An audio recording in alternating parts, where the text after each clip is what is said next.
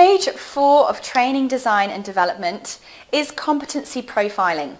It's understanding exactly what skills each of those job roles and individuals have compared to what they need to have.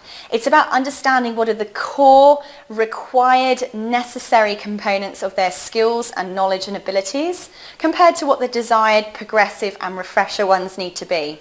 It's about understanding what formal, accredited, recognised, licensed training they need to have compared to the in-house training, compared to the non-accredited training that's equally important, but obviously would require very different types of delivery, very different times in their work environment, as well as different types of training staff and interventions as well to make sure that it's happening legally.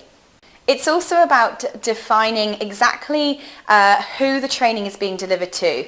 So is it being delivered across the entire company, whether that's globally, whether it's at multiple sites across a country, or whether it's by shop or office or site, or if we're just looking at certain job roles or certain departments within our organisation as well. This all informs the next stage, which is the curriculum planning.